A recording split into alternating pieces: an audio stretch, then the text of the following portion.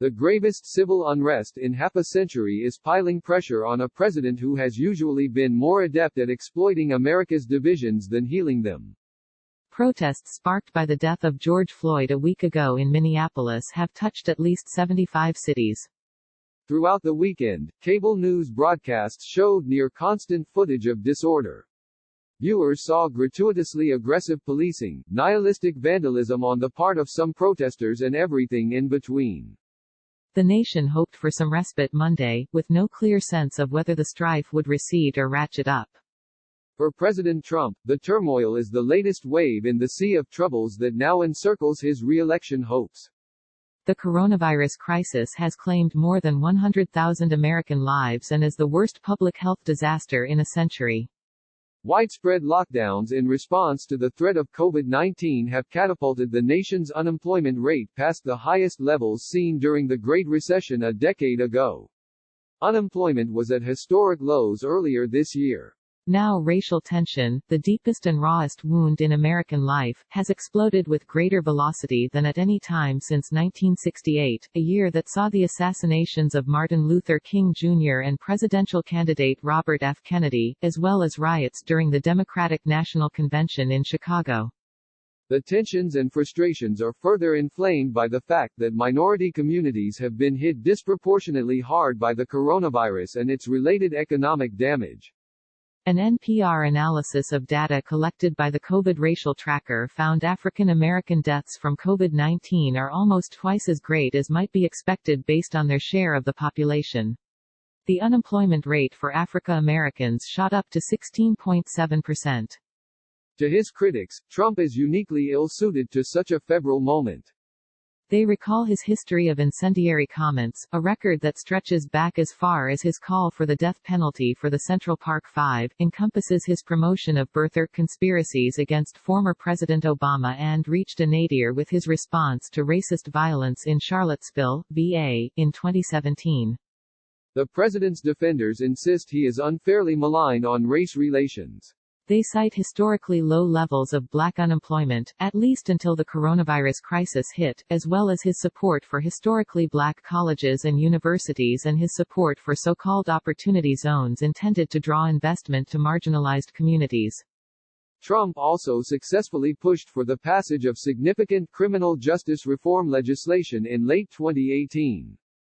But the case for the president's defense could easily be capsized by his habitual fondness for inflammatory rhetoric.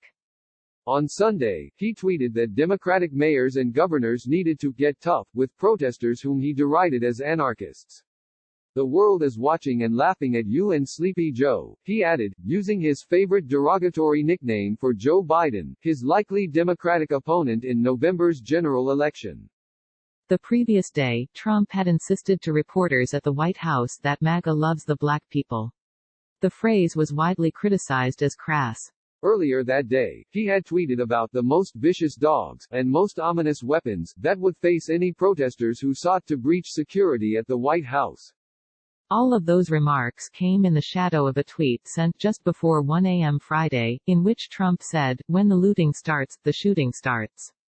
The phrase dates back to a hard-line Miami police chief in the late 1960s, but Trump later insisted that he was not calling for the shooting of protesters. Instead, he argued, he meant to emphasize that looting leads to shooting. I don't want this to happen, and that's what the expression "put out last night" means. During a speech Saturday, Trump expressed sympathy with Floyd's family. "We support the right of peaceful protesters and we hear their pleas. But what we are now seeing on the streets of our cities has nothing to do with justice or with peace. The memory of George Floyd is being dishonored by rioters, looters and anarchists," Trump said. Floyd, a 46-year-old black man, died after a white police officer dug his knee into his neck for several minutes, despite Floyd's pleas that he was struggling to breathe. The officer, Derek Chauvin, has been charged with third-degree murder. 3 other officers who were present have been fired but do not face any criminal charges as yet. Even some Republicans have expressed unease with Trump's rhetoric. Maryland Governor Larry Hogan, speaking on CNN's State of the Union Sunday, asserted, "It's not lowering the temperature. It's sort of continuing to escalate the rhetoric." And I think it's just the opposite of the message that should have been coming out of the White House. Senator Tim Scott, RSC, the sole black Republican in the Senate, was asked during an appearance on Fox News Sunday about the tweets in which Trump talked about dogs and weapons defending the White House and about looting and shooting.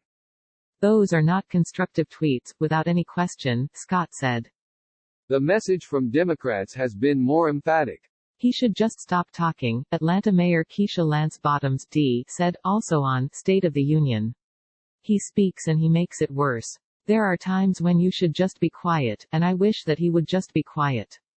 In a Washington Post op-ed, former Representative Donna Edwards, DMD, lamented, "I keep wishing for a president who can give the anger of African Americans a voice. Instead, the president we have wallows in and feeds on division and racial hatred." There is always the chance that events could turn in Trump's favor, politically speaking. Further instances of rioting and looting could yet make some moderate white voters warm to his hard-edged rhetoric. Racial polarization, grim though it is not necessarily an electoral loser for the president. But for now, Trump must lead a nation riven with tension, distrust and rage. Given his past and present comments, many voters seem unlikely to give him the benefit of the doubt.